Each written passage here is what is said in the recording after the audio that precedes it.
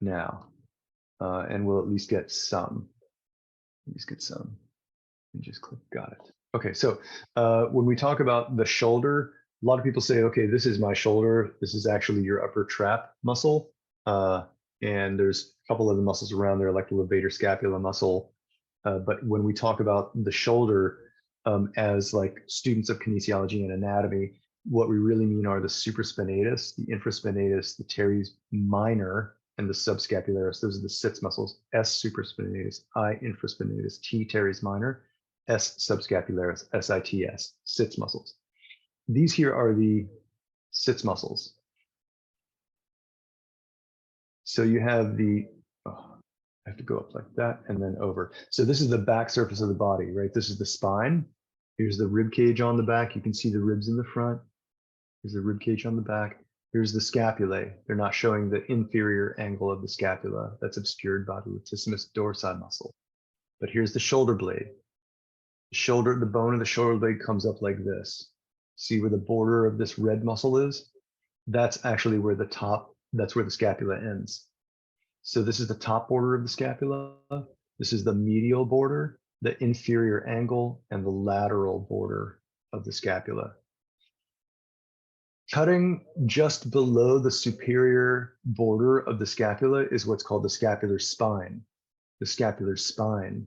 And the spine splits the scapula into the superior and the inferior portions. In the superior portion, you have the supra-superior, supraspinatus, superior to relative to the spine of the scapula, supraspinatus.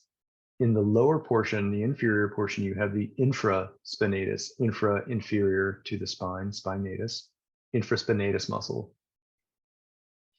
So the sits muscles are the infraspinatus muscle. You can see there's about three of those fibers. Let's go to the other side because they've removed the posterior delt so we can see.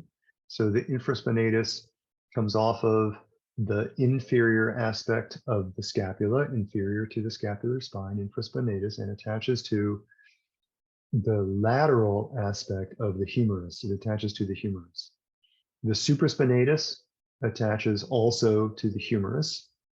They all attach to the humerus. The teres minor attaches to, I think, the front part of the humerus. And then there's one on the front of the shoulder blade, which isn't shown here, which is the subscapularis. That attaches to the humerus, again, on the front. So the supraspinatus being on the top, oh, you know what? I'm not going to go into the actions because it's we're here mainly for antagonist and agonist. So if you look at the infraspinatus muscle and you look at the subscapularis muscle, you get an idea of how the subscapularis, because it's on the front, and the infraspinatus muscle, because it's on the back, you get an idea of how those muscles would, excuse me for a moment, of how those muscles would oppose each other.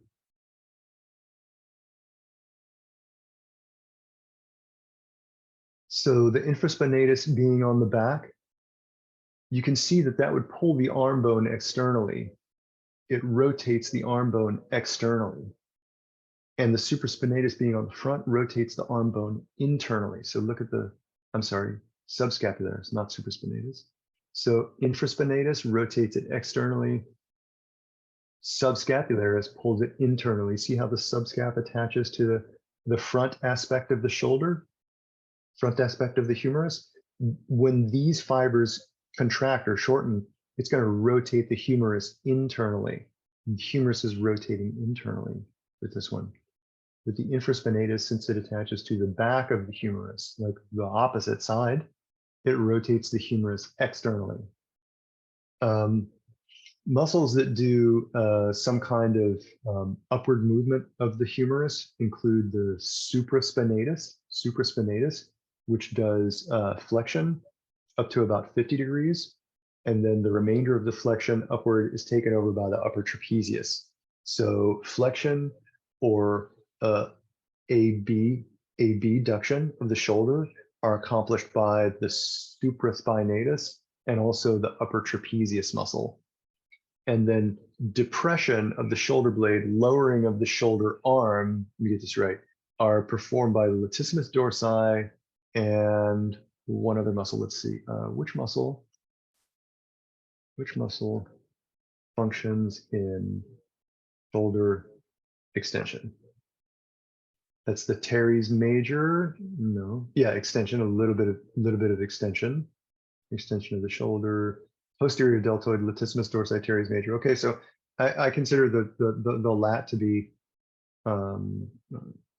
prime mover. Let's see if I'm right about that. Muscle of the origin posterior, include latissimus dorsi, posterior fiber of the deltoids, both acting as the prime mover. Okay, so it's the posterior delt and the latissimus dorsi. So if we look at the supraspinatus muscle and we look at the upper traps,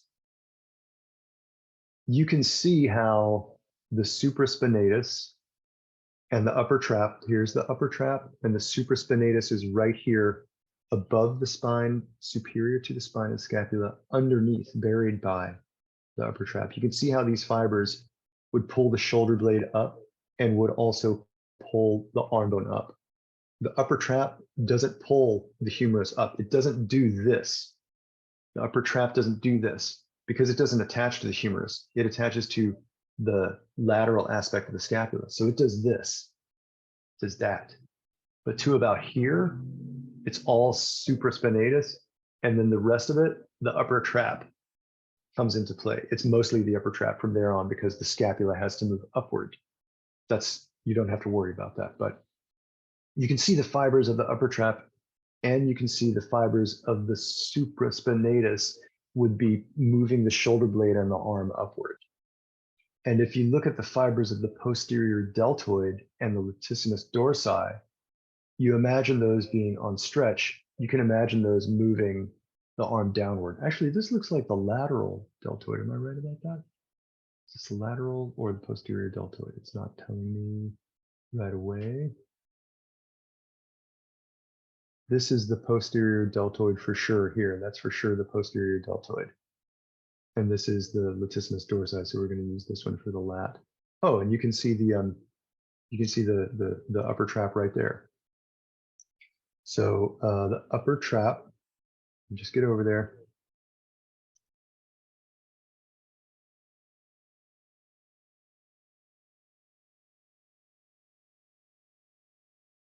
Is that clear enough for you guys? Is that big enough? I hope so. So the upper trap would be elevating the scapula. The supraspinatus underneath it, no, the supraspinatus, which is underneath it, would be raising the arm up into abduction or flexion, while the posterior deltoid fibers would be bringing the scapula down and also bringing the arm bone down, and the fibers of the lat would be bringing the arm bone down, which is coming down toward neutral and then maybe into extension. So the extensors are the posterior delt and the lat, and the supraspinatus and the upper trap. So now question. I have to pause the share. Tell me something. If we're looking at the where's my fancy drawing? Okay, I lost it, so we're gonna have to use this one. If we're looking at the upper trapezius muscle and the subscapularis, what movement would those muscles accomplish? I can't see your screen. Oh, okay. Well, while I'm screen sharing, start to touch them on yourself. Start to feel them on yourself. Start to move your shoulder. See which way do they move the shoulder and the arm?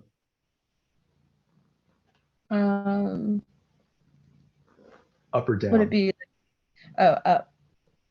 Yes, up. And what movements of the arm go up? What movements go upward?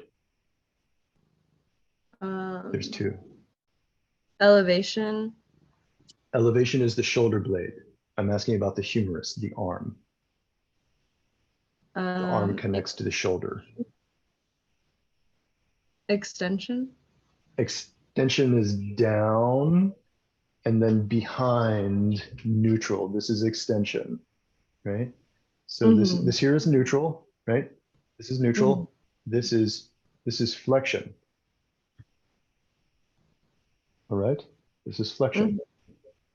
And then the other upward movement is like this. What's this movement called? What's that? Would it be protraction? No, protraction is a shoulder blade movement. I'm asking about a humerus, the movement of the humerus, the movement of the arm at the shoulder. So we have flexion, right? And then we have abduction.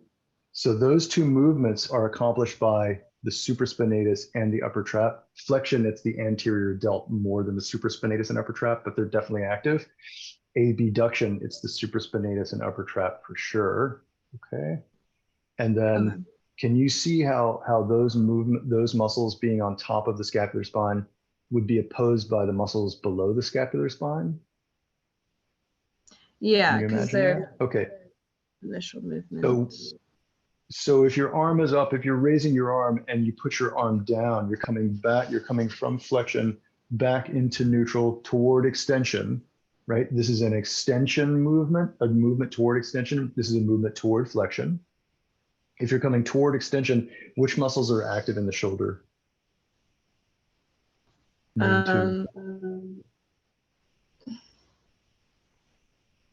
Biceps and teres.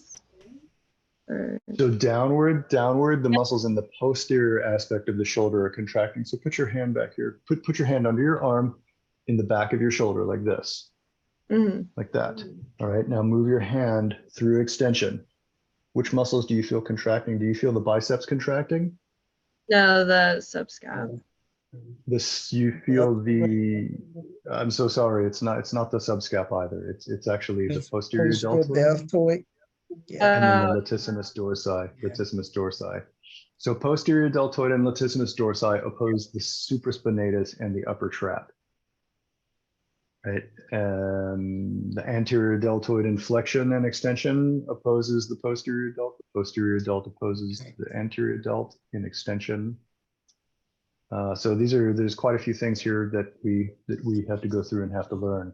So so that's it for today. I just want to say that I call on you guys to figure out like what you guys learn, what you guys know. Like some of you know a lot, some of you don't know, some of you know more about some things and less things about others. So I got to find like the middle of the road, so I can kind of stay in that lane for the most part, right? Like I can't really like go too far into detail because it'll lose some people, right? But I have to go into detail sometimes.